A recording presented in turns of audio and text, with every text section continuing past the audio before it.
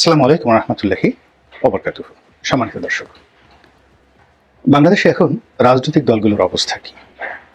কোন রাজনৈতিক দলটি জনপ্রিয়, কিংবা আগামীতে যে নির্বাচন হবে সেই নির্বাচনে কোন দল জনপ্রিয়তার ভিত্তিতে যদি সত্যিকার ভোট হয় সেই ভোটে তারা বিজয়ী হবে, অথবা আগামীতে যে নির্বাচন হচ্ছে সেই নির্বাচনে কি যারা ফ্যাসিস্ট হিসেবে ইতিমধ্যে আখ্যায়িত হয়েছে আওয়ামী লীগ এবং তাদের দোসর জাতীয় পার্টি, তারা কি নির্বাচনে অংশগ্রহণ করতে পারবে? এসব নিয়ে আলোচনা হচ্ছে যে বিএনপি যেভাবে ইলেকশন চাচ্ছে, অর্থাৎ তারা এখন একেবারে সুনির্দিষ্ট তারিখ দিয়ে আগস্ট মাসের 2025 সনের আগস্ট মাসের 5 তারিখে তারা নির্বাচন চাচ্ছে। প্রথমে মির্জা ফখরুল সাহেব বলেছিলেন যে আগস্ট মাসের মধ্যে, জুলাই আগস্টের মধ্যে নির্বাচন সম্ভব।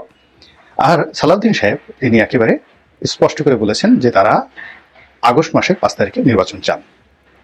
এবং বিএনপির অভ্যন্তরে যে সকল কথাবার্তা হচ্ছে নিজেদের মধ্যে একদম যাকে বলা শীর্ষ পর্যায়ে, সেখানে তারা দুটো বিষয় একেবারে জিদের মধ্যে নিয়েছেন। নিজেদের অস্তিত্বের জন্য যেটিকে তারা খুব গুরুত্বপূর্ণ মনে করছেন, এবং তারা মনে করছেন যে এটি যদি তারা ব্যর্থ হয় করতে, তাহলে রাজনৈতিক দল হিসেবে তাদের অস্তিত্ব থাকবে না বিএনপি। সেটি কি? সেটির প্রথমটা হলো যে জাতীয় নির্বাচনের আগে কোনো অবস্থাতেই স্থানীয় সরকারের নির্বাচন করতে দেয়া হবে না, যাবে না। এর জন্য দরকার হলে হরতাল হবে, অবরোধ হবে, আন্দোলন হবে, লড়াই হবে, সংগ্রাম হবে। এর কারণ হলো, যদি ইউনিয়ন পরিষদ নির্বাচন হয়ে যায়, উপজেলা হয়ে যায়, পৌরসভা হয়ে যায়, সিটি কর্পোরেশন নির্বাচনগুলো হয়ে যায়, সেক্ষেত্রে জনপ্রতিনিধি হিসেবে যাদেরকে পাওয়া যাবে তারা এই সরকারের ক্ষমতার কে ফ্যাক্টর হিসেবে কাজ করবে, এবং সরকার ইচ্ছে করলে তাদেরকে বিএনপির বিরুদ্ধে ব্যবহার করতে পারবে, আওয়ামী লীগের বিরুদ্ধে ব্যবহার করতে পারবে। এবং এরশাদ সাহেব যেভাবে উপজেলা পরিষদ চালু করে পুরো সংসদকে ঠুনকো বানিয়ে দিয়েছিলেন এবং উপজেলা চেয়ারম্যানদেরকে এতটা শক্তিশালী করেছিলেন স্থানীয় সরকার শক্তিশালীকরণের মাধ্যমে, যে ওসি টিউনো সাহেবরা সবাই উপজেলা চেয়ারম্যানদের পেছনে জিহুজুর করতো। এবং এরশাদ জামানাতে প্রথম কয়েক বছর একেবারে 88 সন পর্যন্ত এমপিদের কোনো পাত্তা ছিল না। সেখানে উপজেলা চেয়ারম্যান যারা হতেন তারাই শক্তিশালী ছিলেন, এবং এটা এরশাদকে তার রাজনৈতিক যে সফলতা, এই সফলতার একটা মাইল ফলক বলা যেতে পারে তার এই উপজেলা পরিষদ। তো কাজেই এখন সরকার যখন প্রথমে এসেই সব স্থানীয় সরকারের নির্বাচনগুলো বন্ধ করেছেন, বাতিল করেছেন, আর খুব দ্রুত যখন এই নির্বাচনগুলো দিতে চাচ্ছে, এবং ইতিমধ্যে আপনারা যারা জানেন যে উপজেলা পরিষদ চেয়ারম্যানদের সংগঠন হয়েছে, ভাইস চেয়ারম্যানদের সংগঠন হয়েছে, পৌর মেয়রদের সংগঠন হয়েছে, কাউন্সিলরদের সংগঠন হয়েছে, এবং এরা দলে দলে বিভিন্ন গোয়েন্দা সংস্থা থেকে শুরু করে ছাত্র প্রতিনিধি তাদের সবার সঙ্গে নিয়মিত যোগাযোগ করছে, এবং তারা যে কোনো মূল্যে সরকারের সঙ্গে কোঅপারেশন করতে রাজি। এদের একটা বিরাট অংশ আওয়ামী লীগের, বিএনপিরও কিছু আছে, তবে আওয়ামী লীগের সংখ্যা বেশি। তাদের প্রায় সবারই অর্থ আছে, টাকা আছে, জনসমর্থন আছে, এবং তাদেরকে যদি এই সরকার প্রোটোকল দিয়ে আবার নির্বাচন নিয়ে যে যুদ্ধ, সেই যুদ্ধে অবতীর্ণ করিয়ে ক্ষমতার চেয়ারে বসিয়ে দেয়, এবং তাদের মধ্যে যদি 50% পাশ করে আসে এবং বাকি 50% যদি বিএনপি জামাতের হয়, তবুও পুরো ইউনিটের উপর সরকারি কর্তৃত্ব থাকবে। কারণ হলো, এখনকার স্থানীয় সরকারের যে কাঠামো আছে সেখানে মন্ত্রণালয়ের একছত্র আধিপত্য। কাজেই মন্ত্রীকে খুশি করার জন্য এবং মন্ত্রণালয় থেকে বরাদ্দ পাওয়ার জন্য তারা সরকারের লাঠিয়াল বাহিনী হিসেবে সব কাজ করবে। তো বিএনপি তো এই জিনিসগুলো বুঝতে পারে, এটা বোঝার জন্য খুব বেশি জ্ঞানের দরকার নেই, এবং এই কারণেই তারা চাচ্ছে যে জাতীয় নির্বাচনের আগে স্থানীয় সরকার নির্বাচন সম্ভব নয়, করতে দেওয়া হবে না। দ্বিতীয়ত, তারা আগস্ট মাসের কথা বললেও ডিসেম্বর 2025 সনের মধ্যে যে কোনো মূল্যে তারা নির্বাচন আদায় করে নেওয়ার জন্য বদ্ধপরিকর, এবং তারা মনে করে যে তারা যদি এই কাজটি করতে না পারে, তাহলে শেখ হাসিনার জমানাতে তারা যেভাবে প্রতারিত হয়েছে, তারা যেভাবে ব্যর্থ হয়েছে, 2026 সনে বিএনপির রাজনৈতিক অঙ্গনে কোনো কর্তৃত্ব থাকবে না, এবং পুরো রাজনৈতিক কর্তৃত্বটি তখন যারা এখন সরকার পরিচালনা করছেন তাদের দয়া মায়ার উপর নির্ভর করবে। তারা যাকে চাইবে তারাই বিরোধী দল হবে, তারা যাকে চাইবে তারাই সরকার গঠন করবে, সেটা ছাত্র প্রতিনিধি হোক, জামাত হোক বা আওয়ামী লীগ হোক। এরকম একটা জটিল পরিবেশ এবং পরিস্থিতি চলছে। পর্দার আড়ালে অনেক খেলাধুলা হচ্ছে।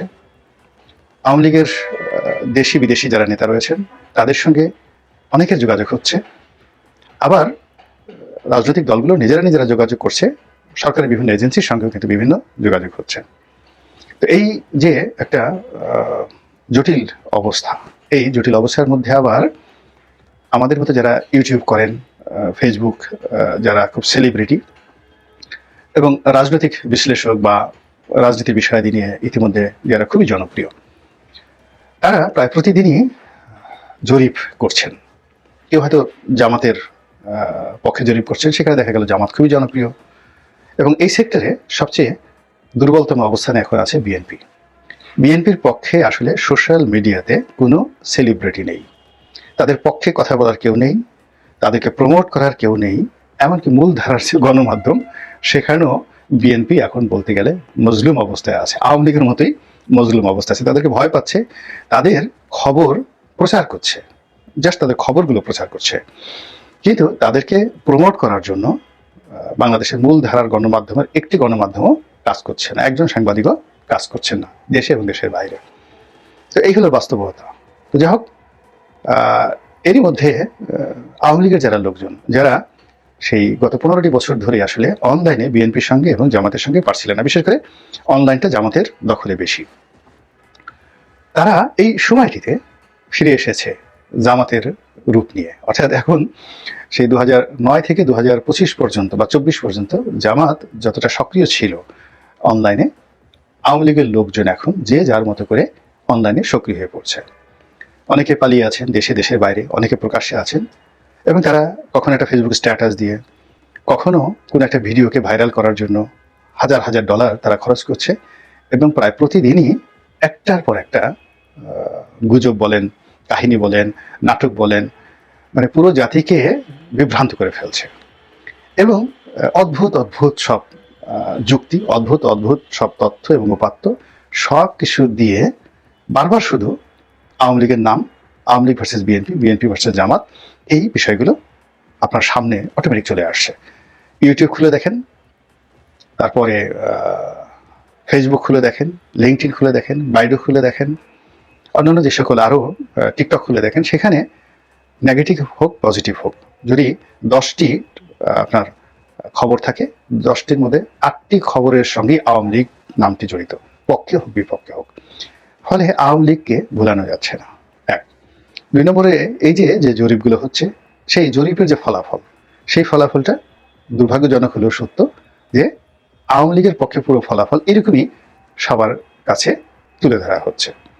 কিন্তু বাস্তবে বিষয়টা কি, বাস্তবে যে বিষয়টা কি, এটি আমরা এখনো মানে বুক ফুলিয়ে কিন্তু বলতে পারছি না। কয়েকদিন আগে যেভাবে বলতে পারতাম যে শতভাগ ইলেকশন হচ্ছে, 2 বছরের মধ্যে ইলেকশন হচ্ছে, কিন্তু এই জানুয়ারি মাসে এসে এখন সেই বিশ্বাসটা আর নেই যে ডিসেম্বরের মধ্যে নির্বাচন হবে বা 2026-এর জুনের মধ্যে নির্বাচন হবে। ডক্টর মোহাম্মদ ইউনূসের ঘোষণা মতো একটা একেবারে 100% কনফার্ম, এই কথা ডক্টর ইউনূস সাহেব বলতে পারবেন না এবং এখান থেকে আমাদের বেদনা শুরু, কষ্ট শুরু। আবার বিএনপি যে নির্বাচনটা চাচ্ছে 2025 সনের ডিসেম্বরের মধ্যে অথবা 2025 সনের আগস্টের মধ্যে, এটি যে হবে তাও বলতে পারছি না। আবার ছোট ছোট রাজনৈতিক দল যারা সরকারের পক্ষে আছে এক দল, আবার বিএনপির পক্ষে আছে এক দল, তারা যে সরকারকে খুশি করার জন্য তারা বলছেন যৌক্তিক সময়ে ইলেকশন হবে, তারপর প্রয়োজনীয় সংস্কার শেষে ইলেকশন হবে, এই কথাগুলো তারা বলছে, এটিকে ফেলে দেওয়ার মতো নয়। এখন বাস্তব অবস্থা কি?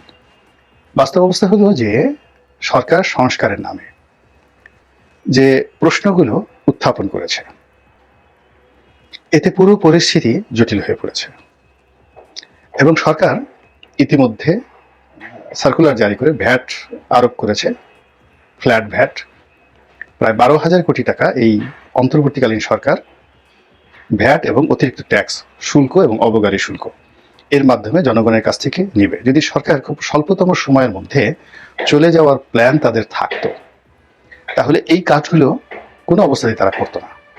তারা একটা লং টার্ম সময় নিয়ে তারা থাকতে চাচ্ছে।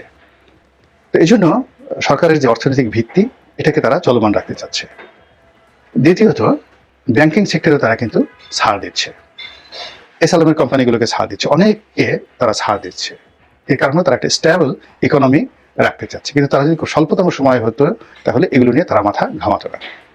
3 নম্বর হলো যে সবচেয়ে জনপ্রিয় দল বিএনপি, তো বিএনপির দুষ্ট লোকদেরকে তারা অবাধ লাইসেন্স দিয়ে দিয়েছে অপকর্ম করার জন্য। এরপর সন্ত্রাসীদেরকে তারা বলতে গেলে জামাই আদর করছে, সন্ত্রাসীদের বিরুদ্ধে কোনো ব্যবস্থা নিচ্ছে না। এবং আপনাকে একটা ছোট উদাহরণ দিই, যেমন গত শুক্রবার আমি নামাজ পড়ে আসতেছিলাম, ধানমন্ডি 1 নম্বর সড়ক দিয়ে ঢাকা কলেজের দিকে আমি যাচ্ছিলাম। তো 1 নম্বর রাস্তাটা যেখানে শেষ হয় ওর মোড়েই একটা পুলিশ বক্স আছে, আর ওই পুলিশ বক্সের ঠিক উল্টো দিকে হলো আড়ংয়ের একটা বিশাল শোরুম আছে, এবং ওই জায়গাটা প্রচন্ড ব্যস্ত, রিক্সা দাঁড়ার সবসময় 24 আওয়ার্সের মধ্যে বেশিরভাগ সময় ব্যস্ত থাকে। তো এইরকম ব্যস্ত জায়গাতে আমি দেখলাম যে পুলিশ বক্সটা খুব সুন্দর করে তৈরি করা হয়েছে, ওটির যে সদর দরজা ওটি বন্ধ, আর পেছনের দরজা সেটিও বন্ধ, এবং ভেতরে বেশ কয়েকজন পুলিশ বসে খোশ গল্প করছে। আর রাস্তার উল্টো দিকে, যেটি ধানমন্ডির মতো জায়গাতে, এবং তাও আবার 1 নম্বর সড়কে, কল্পনাই করা যায় না, 10 থেকে 12 জন কিশোর গ্যাং ধারালো চাকু কোমরে তাদের গোজা ছিল, সেইগুলো বের করে কাকে যেন দাবড়াচ্ছে, আর আশেপাশের লোক প্রাণ ভয়ে চিৎকার করে দৌড়ে পালাচ্ছে, কেউ একটা শব্দ করছে না। আর ওই যে ঘটনাগুলো ঘটছে তার থেকে জাস্ট রাস্তার উল্টো দিকে 30 ফিট দূরে বা 40 ফিট দূরে পুলিশ বক্স, পুলিশ সেদিকে কোনো খেয়াল করছে না। তো বুঝেন যে আইন শৃঙ্খলাটা কোন পর্যায়ে আছে। একজন অভিযোগ করে বলছিলেন যে তার দোকানটা লুট হয়ে গেল, বিরাট একটা দোকান, ধানমন্ডি 2 নম্বর সড়কে সিটি কলেজের সামনে একটা খুব বড় ফার্মেসি ওষুধের দোকান। তো তিনি অসহায়ের মতো চিৎকার করে বিভিন্ন মানুষের কাছে সহযোগিতা চাইতে গেলেন, দোকানের মালিক, এবং সেনাবাহিনীর কাছেও গেলেন তিনি। তো তিনি খুব অবাক হয়ে কাঁদতে কাঁদতে বললেন আমাকে যে সেনাবাহিনীর যারা কর্মকর্তা ছিলেন তাদেরকে দেখে, টহলরত অবস্থা দেখে আমি আমার প্রাণ পেলাম, মনে হলো যে আমি এখন বেঁচে গেছি। খুব বড় একটা ফার্মেসি ওষুধের দোকান, সিটি কলেজ এর সঙ্গে পপুলারের ঠিক উল্টো দিকে, একেবারে সম্পূর্ণ লুট করে সন্ত্রাসীরা সেই দোকানটা বন্ধ করে দিয়েছে। তো তিনি এই ঘটনা যখন ঘটছে তখন সেনাবাহিনীর টহল টিমের কাছে গেলেন, সেনাবাহিনীর টহল টিম জাস্ট তার দিকে তাকিয়ে রইল, তার কথা শুনলো, তারপরে আবার সেখান থেকে তারা চলে গেল, ডানে বামে কিছুই তাকালো না। তার দোকানটা পরিপূর্ণভাবে লুট হয়ে গেল, এবং এখনো পর্যন্ত সেই দোকান সে খুলতে পারেনি। সেই লোক কোনোদিন আওয়ামী লীগ করেনি, জামাতের লোক হিসাবে ওই এলাকাতে ব্যাপকভাবে পরিচিত। তাহলে বোঝার চেষ্টা করেন যে জনপ্রিয়তা কমানোর জন্য কিভাবে মাস্টার প্ল্যান নেওয়া হয়েছে। এক থানার ওসি, আমি জিজ্ঞাসা করলাম, আমার কাছে অনেকে আসে, তো আমি বললাম যে ওসি সাহেব কি করেন? তো বলল ওসি সাহেব তো একটা বিশেষ রাজনৈতিক দলের। কোন দলের? উনি বললেন যে জামাতের। ভালো কথা, তো জামাতের লোক, তার তো সৎ হওয়ার কথা, সৎ হওয়ার কথা। রাজধানীর একটা বড় থানা, খুবই বড় থানার অবস্থা, সৎ হওয়ার কথা। তিনি কিছু করছেন না? বলে যে না, তিনি কিছু করেন না, তিনি কথা শুনেনও না, কাজও করেন না, শুধু বসেন আর বড় বড় ফুলের তোড়া আর ফল নিয়ে বিএনপির যারা মনোনয়ন পাবেন এরকম সম্ভাব্য 2-3 জন লোক তাদের বাসায় গিয়ে সকাল বিকাল হাজিরা দিয়ে আসেন। তো এই যে একটা অবস্থা চলছে, এতে স্পষ্টতই বোঝা যাচ্ছে যে কাউকে হেয় করা, ছোট করা, অজনপ্রিয় করার জন্য একটা প্রচেষ্টা চলছে, এবং যারা ক্ষমতা আছে এই ক্ষমতাকে প্রলম্বিত করার জন্য একটা প্রচেষ্টা চলছে। কেননা যত বিশৃঙ্খলা হবে, যত দুর্ভিক্ষ হবে, যত অনাসৃষ্টি হবে, এই ক্ষমতা এই সময়টাতে সাধারণত চেঞ্জ হয় না, অশান্তির সময় ক্ষমতা চেঞ্জ হয় না। তো এই দেশটাকে দারিদ্রতার কবলে ফেলার জন্য একটা গ্রুপ কাজ করছে। আর এরই ফাঁকে আওয়ামী লীগের লোকজন যদি হুড় করে ঢুকে পড়ে, তারা যদি জনমত জরিপে ভালো হয়ে যায়, এ কারণে মানুষ তো অতীতকে ভুলে যায়, যে ভুক্তভোগী, যে লোকে যাকে বললাম যার দোকান লুট হয়েছে। তো তিনি বললেন যে আগের জমানাতে তো মায়ের কোলে ছিলাম, আওয়ামী লীগ জমানাতে মায়ের কোলে ছিলাম, কাউকে চাঁদা দিতে হয়নি। আমার এখানে 2-3টা দোকান, আমি তো কাউকে চাঁদা দিইনি কখনো। আমাকে অ্যারেস্ট করছে আওয়ামী লীগের লোকের, আমি জেলে গেছি, জেল থেকে বের হয়েছি, কিন্তু দোকান থেকে এসে কেউ চাঁদা চাইতে তো সাহস পায়নি। তো এই কথাগুলো সে তো ক্ষোভে বলে ফেলছে, অথচ সে বিএনপি জামাতের একনিষ্ঠ একজন সাপোর্টার। এখন বোঝার চেষ্টা করুন যে জনমত জরিপে এখন কারা এগিয়ে আছে। মহান আল্লাহ আমাদের সবাইকে হেদায়েত দান করুন এবং হেফাজত করুন। আসসালামু আলাইকুম ওয়া রাহমাতুল্লাহি ওয়া বারাকাতুহু।